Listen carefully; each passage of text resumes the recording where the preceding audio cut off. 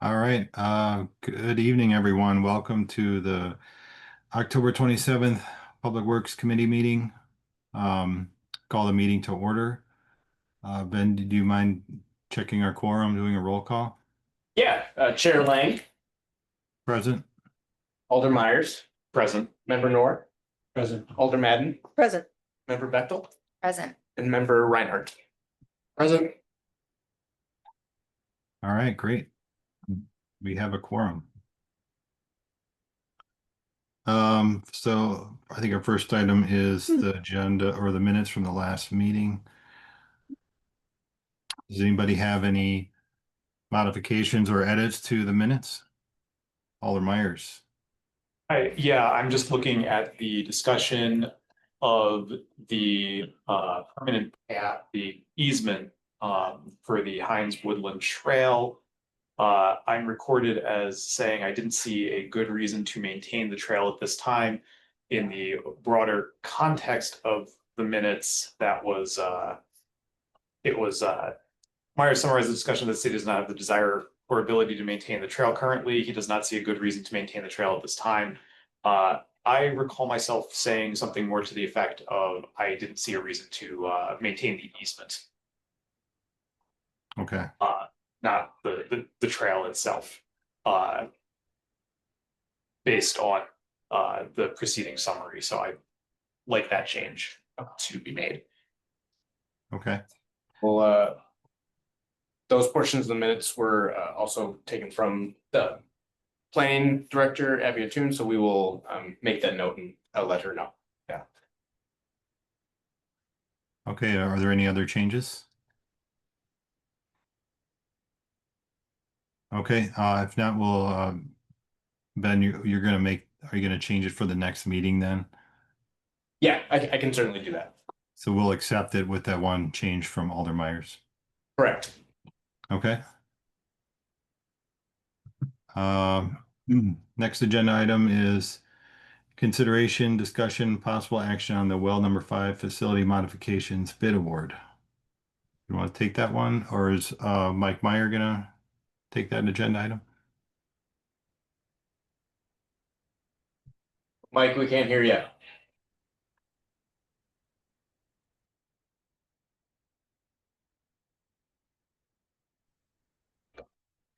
How about now? Yes. All right. Hold on. Give me just a second. Worked this morning when we were doing interviews, but apparently not now. Okay, we're good. I was gonna say we have our people from Strand here. They can explain this just as much, but this is a continuation of the Well 5 rehab project. The current rehab of the well is happening, the first portion, but this will be the continuation of the construction part of the well rehab that you're looking at tonight, which is obviously quite extensive. This is the part where the DNR said, once you start touching this and touching that, we have all these other requirements that you now have to fulfill. So that is what this well 5 portion is about tonight. Yeah, and I can just chime in, Chair Lang. Right, we received 3 total bids. You'll see in your packet the staff report as well as the bid tab. Strand Associates is our kind of construction administration consultant on this project as well, so they were assisting us with the bidding process. Olympic Builders was the low bid with that price of $2,069,155. We've received their certificate of insurance as well as their qualifications document. So I think from a staff perspective, we're comfortable and with that bid. Okay. So it looks like you're looking for a motion to recommend award, right? Correct. Yeah, to finance and to the common council. Okay. I'll make that motion to recommend award and pass it on to Finance Personnel Committee and Common Council for approval. And is that award to Olympic Builders. to Olympic Builders for the amount of $2,069,155. Myers will second. All right, we have a motion and a second. Is there any questions or discussion? Seeing none, we'll move on to the vote. All those in favor of passing the motion, please say aye. Aye. All opposed? The motion carries. And moving on to our next agenda item, looks like this is construction period services for the same project, right? That's correct. So this is for, construction related services for the well 5 rehab project. This is a task order with Strand. We have an existing general engineering services agreement with Strand and Associates. So this task order is for the amount of $180,000. So Strand has been involved with this project from the get-go. They served as our design consultant for this project. So obviously it makes sense from staff perspective to continue with the construction related services with Strand. Okay.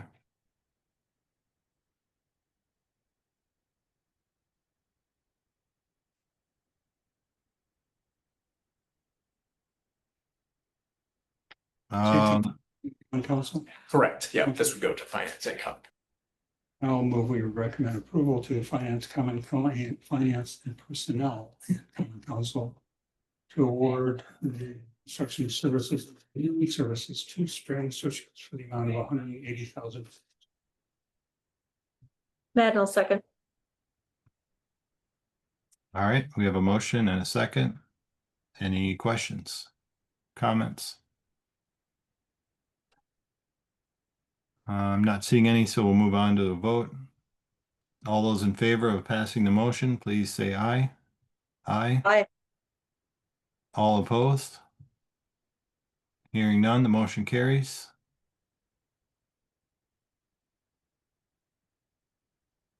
And next item, consideration, discussion, possible action on the water utility master plan update, addendum number 1. Ben, are you taking this or Mike?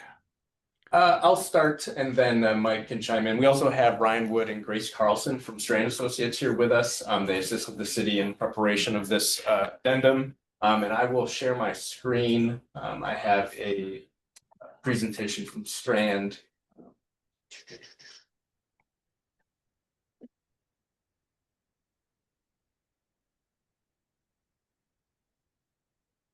Mike, do you want to chime in before Grace get started, or? I probably Ryan will explain this best as well as Grace, but this is basically just an update to the master plan. It also comes in line with some DNR regulation things that we needed to do for some upcoming. I think it was changes in is it state regulation, Ryan, that it changed, or is this just okay? Yeah, we'll get into it. So Okay, I'll let Ryan take it, but that's what we're looking at.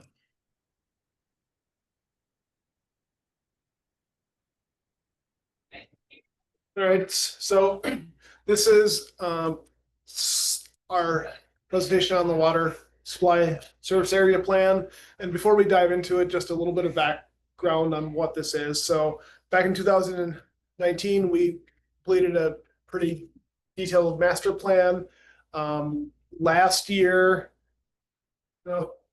probably before last year, the EPA, as part of the Great Lakes Compact, required all utilities withdrawing water from the Great Lakes to complete a water supply service area plan. And that was an EPA kind of national requirement. And the DNR took that as, hey, this seemed like a really good idea for the Great Lakes. We should do that for everybody. And it needs to be done every 5 years, and it's due at the end of this year. And like 75% of the requirements were what we already did in the 2019 master plan. And the other 25% were new requirements that we added on. So we had a discussion with the city. Do we want to redo the full 2019 master plan? And we typically recommend updating these every 10 to 12 years. So it's a little early to spend a lot of money on a full master plan that we're still using.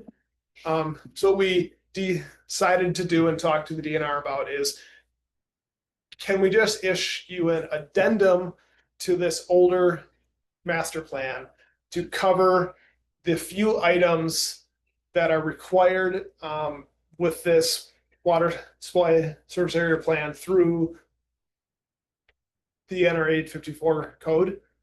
And that's what we decided to do. And we'll get into what all those requirements are. But part of the requirements is we have to present this to the public and post it on a public meeting, which is what we're doing right now. And then any comments would get put in the minutes, and we'd add that to the addendum of this report, or update the report. So that's what the purpose of what we're talking about here is. So we can go to the next slide. So the purpose of the NR 854, which is the water supply service area plan, is it establishes procedures and requirements for public water supply systems to help them ensure that systems can provide adequate supply of water to their customers. It applies to all utilities with a population of over 10,000 people through both groundwater and surface water. If you are a Great Lakes Basin utility, you have to turn your plan into the DNR. If you are not, you just have to have one on file in case your DNR staff representative visits and is like, have you done this? And then you say, yes, we have. So they are due at the end of 2025, and then they're due every 5 years after. So our goal would be to, have the meeting today, do any updates that we talk about, and then wait to stamp this until December 23rd. That way you've got the full 5 years. So that's where we're at now. And then I will pass this on to Grace to go from here. Just to introduce myself, my name is Grace Carlson. I'm an engineer in training at Strand. So Ryan's my project manager on this, and I helped write this water supply service area plan. So as Ryan has said, Strand created the Middleton Utility Master Plan in 2019, which I will refer to as a 2019 plan. And I said water supply service area plans are required every 5 years, and the utility master plan are recommended every 10 years. The city decided to amend the 2019 plan to include missing NR 854 components rather than completing a standalone water supply service area document. Demand projections and service supply area, they were updated in the water supply service area plan to reflect development that was not anticipated in 2019 but has occurred. The 2019 plan looked at 2040 and 2070 demands. However, the water supply service area plan only requires 20-year projections. So in the water supply service area plan, we only look through the year 2040. Key elements included in the water supply service area plan: identification of the planning period, which was 2040, delineation of the service area to which public water system may provide water, information about existing water sources, population projections, and future water demands, and also including any information on water sales to other communities. inventory of the sources and quantities of the current water supplies in the area, an assessment of any significant recommendations coming from the plan, analysis of how the water supply service area plan aligns with existing comprehensive and wastewater facility plans, and an opportunity for the public to provide comment on the proposed water supply service area plan, which Ryan said why we are here today. So this figure was included in the 2019 report, and it looks at the service area, and the areas outlined in blue are the 2040 anticipated development, and the areas outlined in red were 2070 anticipated development. And if you go to the next slide, this is the update. This is an updated figure that we included in the water supply service area plan that includes the planning service area. So it includes development that was not anticipated in the 2019 plan. So this fulfills the requirement of the current and projected service area through 2040. Yes. This is another figure that was included in the water supply service area plan. It shows a schematic of the water system, including supply facilities and the different pressure zones and storage facilities, and how it kind of goes, water moves through distribution, which was a requirement for the water supply service area plan. These two tables were included in the 2019 plan, but were required as part of the NR 854 code. It looks at the existing well capacity as well as storage facility summary. And again, this was included in the 2019 plan. Population projections. This chart looks at population projections from the 2019 plan. Ben, if you hit the next, or hit the Next arrow. next arrow, yeah. This star represents where the city of Middleton is currently based on WDOA estimates. As you can see, it's tracking a little bit above population projections, but as we kind of discussed internally and with the city, we believe this is just incremental jump, and we anticipate that the population will continue back to the purple trend, or back to purple population projection. So we anticipate that the 2040 and 2070 population projections from the 2019 plan are still applicable. Do you have any? Yeah, I mean, population is always tough, right? We've had a lot of developments in Middleton that we had originally thought were going to go probably between 2040 and 2070, and a few of those have already jumped up to now.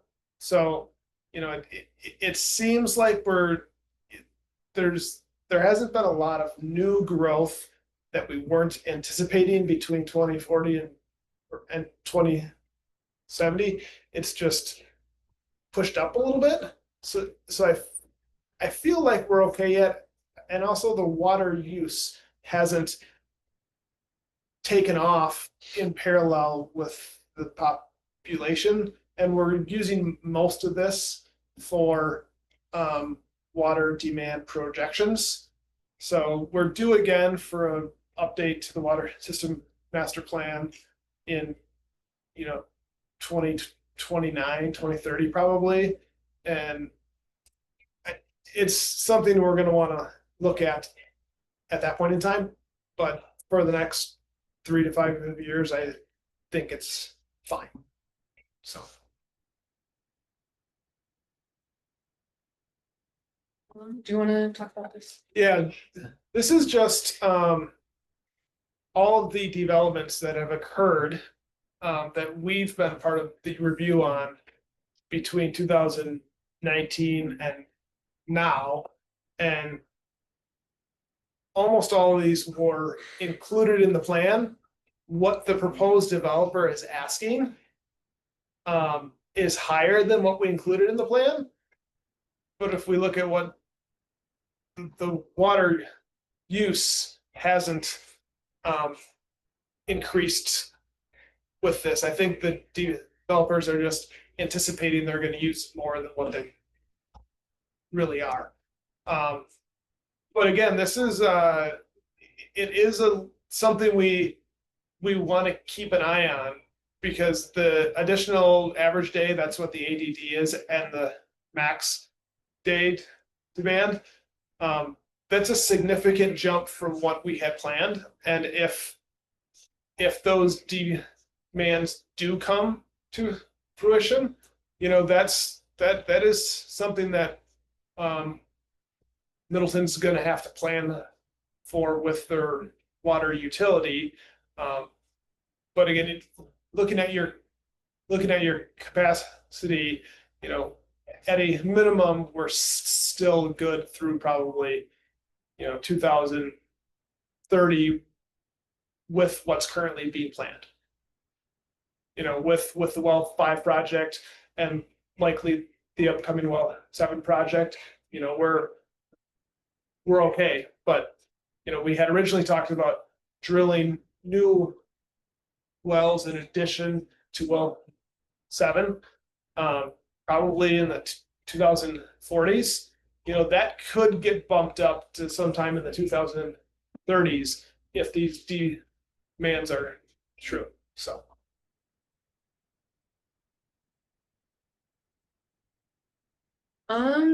So a part of the water supply service area plan is to look at water sales to other systems. The city of Middleton sells water to the community of Bishop's Bay. The table on the left shows historical sales to the community of Bishop's Bay from 2019 to the present. And the table on the right looks at the projected population of the community of Bishop's Bay and the projected daily water sales to community of Bishop's Bay.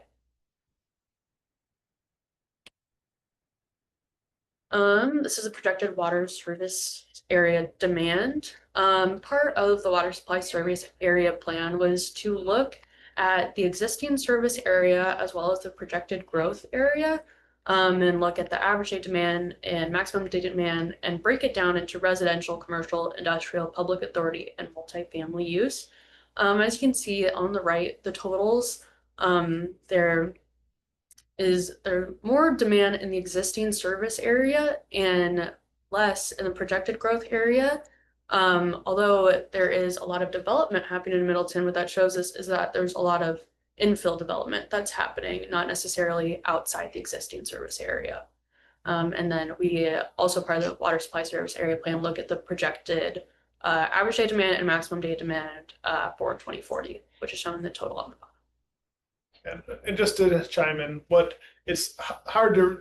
That's why report is nice. And if anyone wants to look at it, we've got it. But kind of a few slides back, we showed what all the well capacities were, and ultimately what we're doing is we're comparing these average day demands, max day demands to what your wells can produce.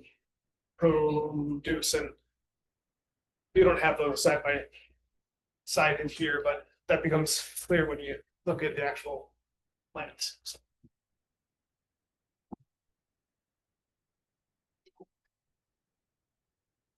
Another requirement of the water supply service area plan is to look at alternative water sources.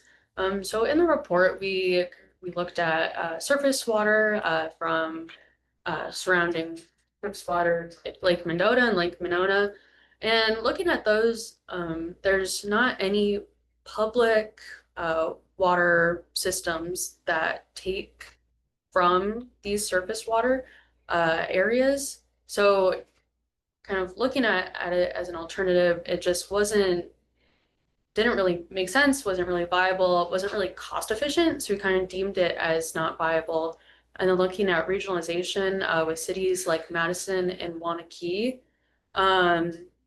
those utilities pull from the same aquifer that the city of Middleton does. So looking at regionalization, the benefit for regionalization just wasn't as great as looking at the existing groundwater sources, which is why we deemed the existing groundwater sources are currently the best option for the city of Middleton. In summation, the 2019 plan, kind of as Ryan talked about, stated that no additional well capacity or storage capacity is required to meet 2040 maximum day demands, and that is from looking at the demand and looking at the city of Middleton's supply capacity. And looking forward, no significant changes to source water are anticipated. And the water supply service area plan is not intended to take the place of a detailed utility master plan. As Ryan has said, the utility master plan gets updated every 10 years, and just didn't seem viable or, efficient to create a whole new utility master plan. But the water supply service area plan is not supposed to take the place of the utility master plan. A more detailed utility master plan will be prepared in the future to update demands, population projections, and re-evaluate the system capacity.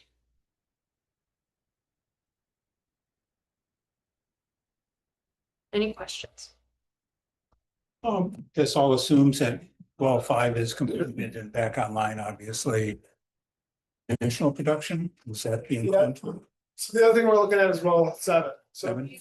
well 5's capacity is not going to change. So one thing we didn't bring up in the presentation, but we talked about probably last year is when we did this 2019 plan, that was more of a desktop study, and then what we finalized last year was a facilities evaluation where we went into each facility and looked at the condition, and that's where we looked at well 4 and said the life expectancy of that one is probably not that long.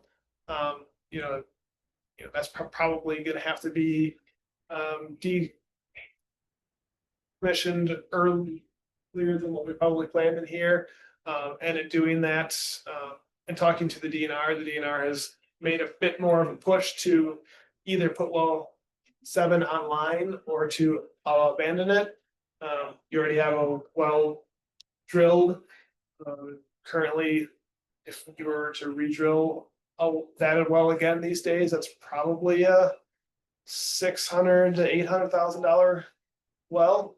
So they've kind of poked a little bit and said, we've let you have this for a while. It's really time to either put this online or abandon it. And it's hard to abandon a hole that's worth a lot of money, So, I think well 7 is likely going to serve as the long-term replacement for well 4. Obviously you can kind of keep well 4 online until things fail. So, any other questions? Yeah. What is the life expectancy of a well? Like when well 4 goes offline, is it offline unless the changes are made and well 7 just takes its place? Or is it something that how do 4 and 5 and 7 kind of merge? Yeah, that's a good question. I would say in general, we say that a deep well that's properly cased has a life expectancy of 100 years for the well hole. And we design buildings to last 100 years, but obviously codes change and equipment within those buildings, have to be updated and replaced. Like all well 4's electrical gear is from the 1960s probably. So that's. We tend to assume electrical gear is going to last 20 years. So our general rule of thumb is that if the source has 40 to 50 years of life left. And a rehab of the facility is going to be less than 50% of the cost of a brand new facility. That's kind of the border of, do we start over or do we rehab the facility? And that's why with well 5, it's a little bit newer well. The water quality in well 5 is significantly better than the water quality in well 4. So in that case, we looked at, well, let's rehab well 5. But then when we look at well 4, just with all of the issues that it has with the water quality, there's, that's that one to redo that facility, it gets probably well over that 50% plus, because of the water quality, the operating costs are quite a bit higher. So, typically 100 years for the well whole, but there's this work that has to be done on the facilities throughout the life of that. Okay, thank you. It's helpful. Any other questions? Regarding the addendum, you said you went to the DNR with the offer of the addendum Yeah. instead of the full rewrite. They were okay with that, maybe? Yeah, that is what most utilities are doing. Okay, It's, we have a few where we last did the master plan in like 2015, 2016, and then they're like, well, we're due for a update anyways. So, but in this case, and you said that's due by the end of the year. Yep. And you don't see any problems with making that? no, we are done Done. with it, with the exception of putting these minutes into the back of it. Got it. Unless there's any comments that come up that make us change something. So I have a question on our, what was attached in our agenda packet. It looks like we're not seeing the whole master plan. Is that correct? correct. That's already been finalized. So the only thing that is probably in there is the addendum. I did bring a copy of the 2019 plan just in case there was anyone that wanted to go through it. You have a PDF of the plan as well. So It should be in the system, right? In the Middleton system. Yeah, staff have it It's as well, online. so if anybody on the committee needs it, we can share it. It's publicly available? I would think so. Yeah, it probably is on available online, but if you want, Brandon, I can send it to you directly. I didn't even look honestly, because I thought there were some security things behind some of that information, but I could be wrong. Probably not. Some of it, oh yeah. No, Sure. some of it, I think Well, some of it is, I think, protected, but I think committee members, you're able to see that sort of stuff. Yeah, I would like to see the whole thing. I'm curious about like some of the recommendations and stuff in the master plan itself. I had another question. I see most of the stuff on our agenda packet in just terms of number of pages is the Westport agreement. Are there any, I'm assuming there's no changes to the actual agreement because that would require signatures. Is that correct? It's just there for references, as a reference? Yeah, that's correct. Okay. I think that's all I had for questions. Thank you. I'm just curious, like one of the last slides about alternative water sources and regionalization. It sounded like there was nothing that was like, yes, this would be the ultimate backup if anything happened, essentially. But I'm just curious, how close do utilities need to be to share groundwater resources? And like, how do you know if other communities are looking to Middleton as their alternatives if they needed something? that's a good question. It's harder these days to do it. We also do work with Madison. I don't think they have a lot of interest in it. And the other issue with Madison is the way that Middleton disinfects is through free chlorine. And the way that Madison disinfects is through chloramines. And those don't always mix the best. So if you took Madison water, you would have to either add chlorine to their water to bring it up to the free chlorines, then you get into water age issues and water quality issues that you'd have to look at. So that gets tricky, and then Madison for sure would have to drill wells to serve Middleton, and they can't find any places to drill right now anyways, just because the setback requirements from, fuel tanks, from railroad lines, cemeteries, ponds, like there's not a lot of open ground in Madison to expand. So they would have to buy your utility, probably is how that would work. And I don't think that would be a conversation that you all would have to have. I guess I'm thinking about development in Cross Plains, for example.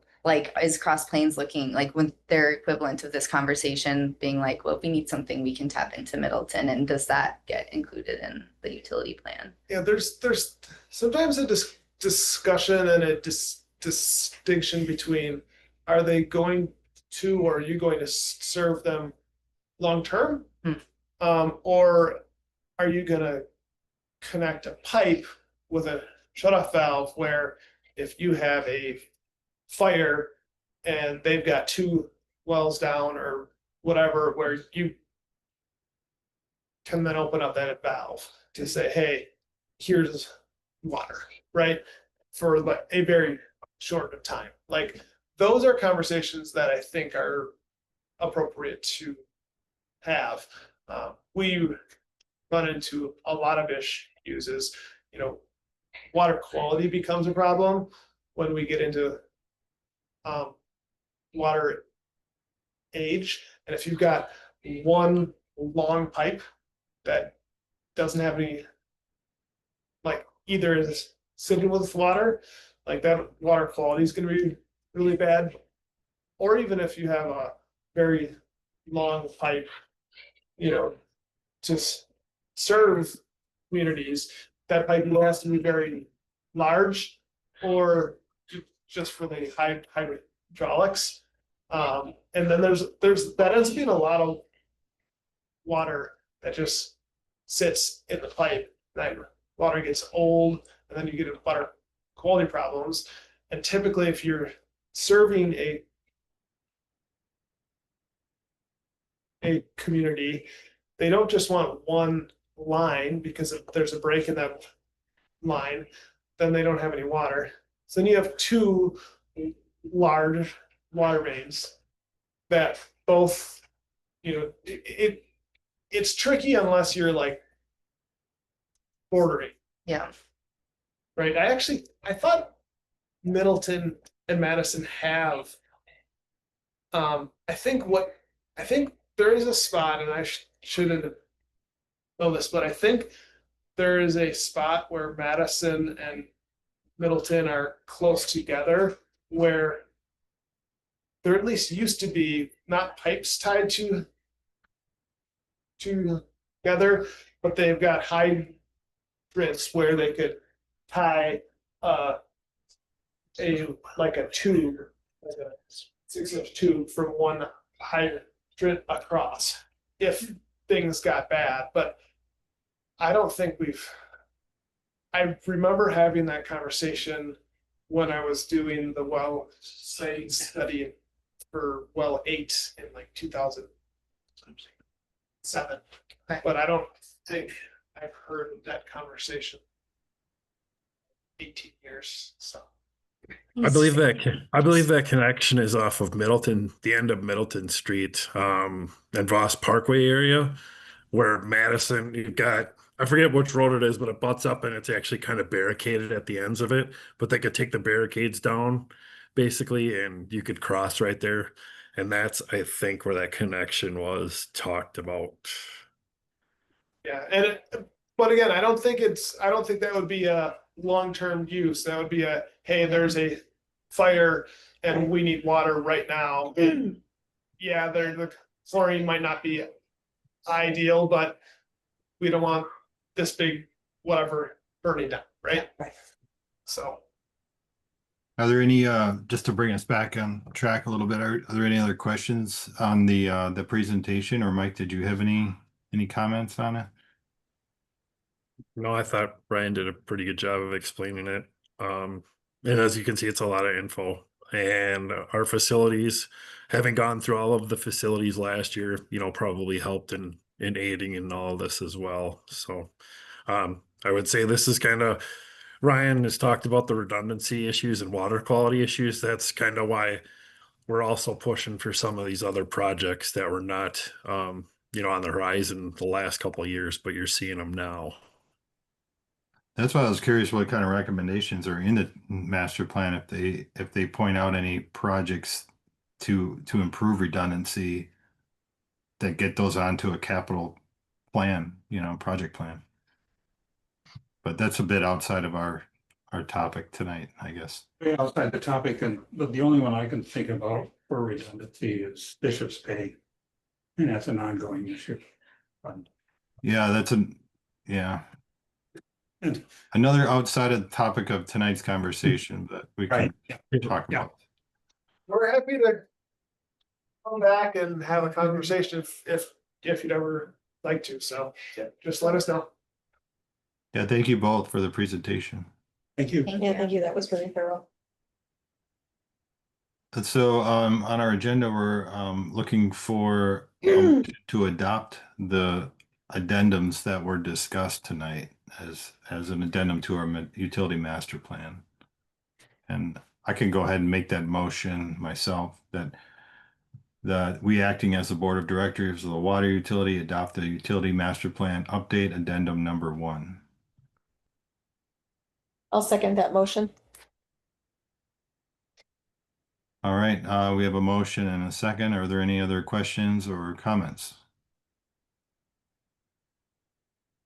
All right, all those in favor of passing the motion, please say aye. Aye.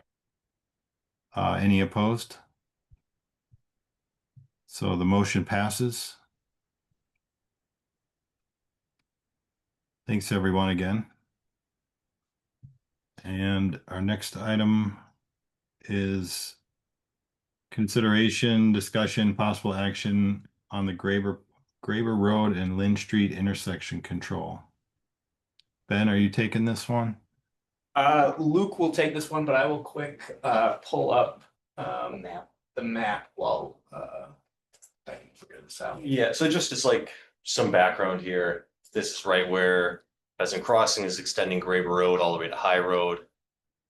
Typically, I would have expected a stop sign to just be included in their development plans. At this point, we already have a developer's agreement, approved plans, everything. And when I looked back at some point, it looks like maybe it got missed or just was an overlook. But currently, Lynn Street basically is an extension of Graber Road with a 90-degree turn. It's going to turn into a 3-way intersection. So my suggestion would be to put a stop sign on Lynn Street just to make sure people are stopping there when Graber Road is a full throughway. And that's pretty much it. We list all of our stop sign locations in the ordinance. So that's part of the reason for this as well. And we're only talking about a stop sign on Lynn Street, not making it a 3-way stop. Yes, one stop sign.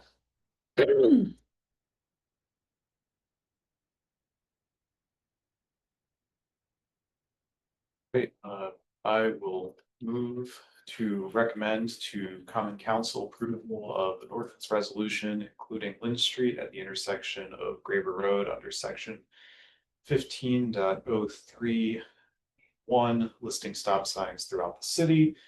And that Public Works additionally recommends that Common Council suspend the rules. Yeah. This is Bechtel, a second. All right, I heard a motion and a second. Is there any discussion? No, all right, we'll move on to a vote.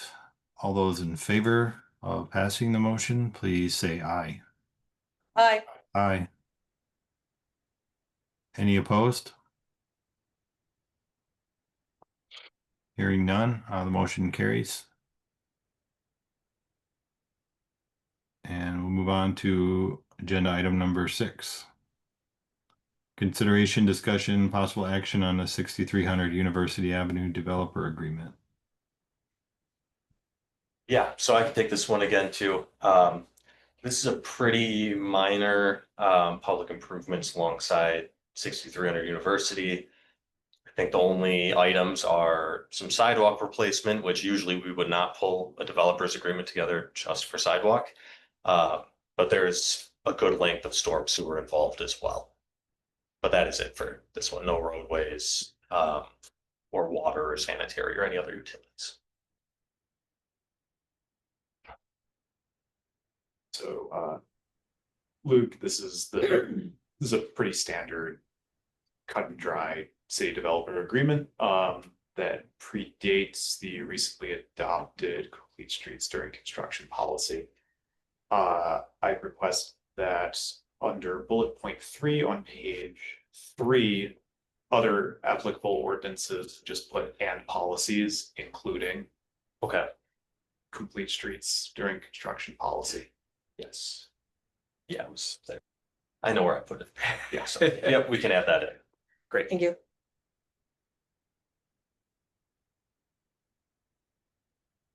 Yeah, I don't have any questions or comments on this one.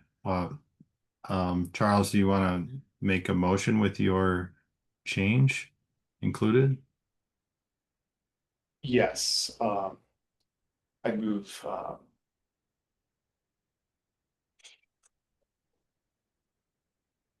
I move that the Public Works Committee recommends to the Finance and Personnel Committee and to Common Council approval of the developer agreement with 6300 UAMF LLC with the edit of bullet point number 3 on page 3 to include applicable policies such as the complete streets during construction policy pending city attorney review. I'll second. Okay, I heard a motion and a second. Any discussion on this topic before we move on to a vote? All right, all those in favor of passing the motion, please say aye. Aye. Aye. All opposed? The motion carries.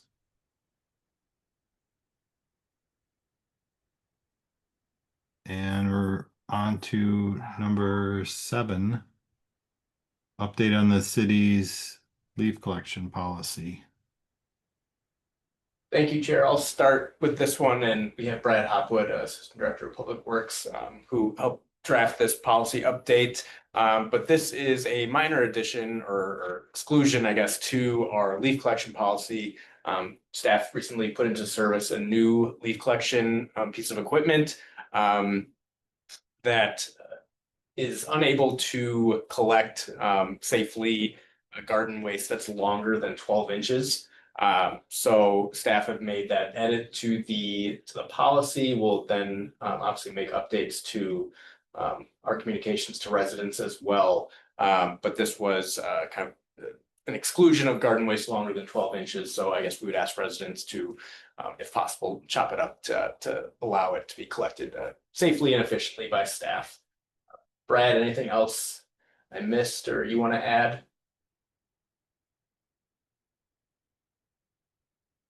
No, that's good. I don't know if you can hear me. Yeah, we can hear you. Yeah, gotcha. Yeah, nope, that you hit it all.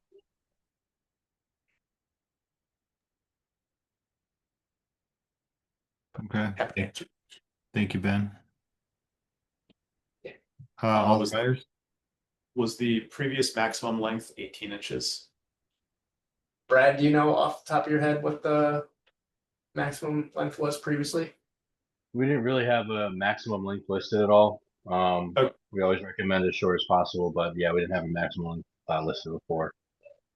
Gotcha. The reason I'm asking is because in paragraph 1 background, twigs less than 18 inches long is listed, but we're discussing a policy for 12, so I wanted to see if that needed to be edited or whether that was just history.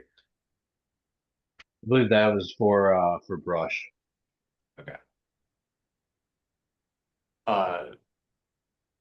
Yeah, that was grass clippings, plant debris, and twigs less than 18 inches long will be considered the same as leaves. That's what it was. So We can make Yeah. that edit. Yeah. Yep.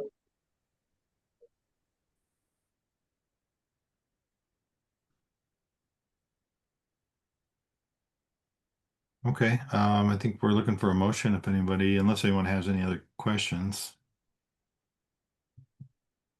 Straightforward. We just recommend approval of this modification, correct? Yeah. I'll move that. I'll second. All right, I heard a motion and a second. We're gonna go right to vote. All in favor of passing the motion, please say aye. Aye. Aye. Any opposed? Motion passes. Thank you, Brad and Ben. That's it for number 7. And kind of winding things down with liaison briefings. Mary, did you have anything Conservancy lands since our last meeting? Yes, we met last Wednesday. There's an exciting update that there were 14 acres of wetland donated to Pheasant Branch north of Whittlesley, west of High Road, next to the bike path. So everyone was excited about that. There was an individual donor and the city contacted them and they agreed to donate this. From what we understand about the actual piece of land, it's mostly invasive species, but it's an important part of like the northern part of the watershed. So that's just a nice thing to share with everyone. Obviously, this is happening near some developments, and there are some like ecological buffer zones between developments and conservancy areas. I don't know what, just with public works in mind, like what's the easement situation? Where's, anything like that. But I think this parcel is just like a nice little addition to Pheasant Branch and doesn't have any connection to like any utility use or something like that. I don't know. I'm not aware of any Yeah. easements or anything. Other than the major drainage swale that has to go through there. Yeah. For water resources. Yeah. That's just to the north. So. Yeah. That's important. Yeah, it is. And they were happy to hear this too. I'm Okay. up. Yeah, Oh, Brett? yeah, you're up, done. Finalize the new ordinance. That'll be published soon and get approved and get through council. The other discussion was that they feel, and I guess I agree, that there's got to be, make sure there is coordination in construction projects between you guys and us. And they were supposed to communicate that with you. It wasn't my responsibility. I'm bringing it up anyway. Other than that was it. All right, thank you, Don. Kim, do you have anything? Well, we had our joint meeting last time, so you guys were all in on the public works ped bike transit committee, so you Yes, Terrence. it's fascinating, except you missed the maps and being Yeah, I'm able to sure I look did. stuff up. I'm sure you would have had a good time. Yeah, would. I thought it was a very productive discussion. Yeah, I agree. Okay, that wraps up number 8. So number 9, final agenda item is future meeting agenda items. Just going around the room, I'll start with Charles. Do you have anything? Pass. Don? No. Nope. Kim? I do not. Mary? No. Tim? Nothing here. Okay, I don't have anything. So Final. thank you, Mike, Ben, all the rest of the staff and Strand. Excellent work tonight. Hey, Do Brandon. you have something to add, Mike? Sorry. Yeah, I was just gonna say I loved giving a tour to our mayor, Emily, and then I also had Charles Myers as a guest too over to Well 5. They wanted to see kind of the happenings and the explanation. And since doing that, I do have some other interested parties that want to do that. And I would, if anybody or everybody would like to come see it, I think it'd be really good. So just I would definitely, yeah. Yeah, do you have something planned, scheduled yet? Not yet, but we are working on it. So we'll just make sure if anybody's interested, email me or we'll get you in on the group email and try to figure out a time. Okay. Great, thank you. Yep. All right, well, that concludes our agenda. I will close the meeting. Thank you, everyone. Thank you.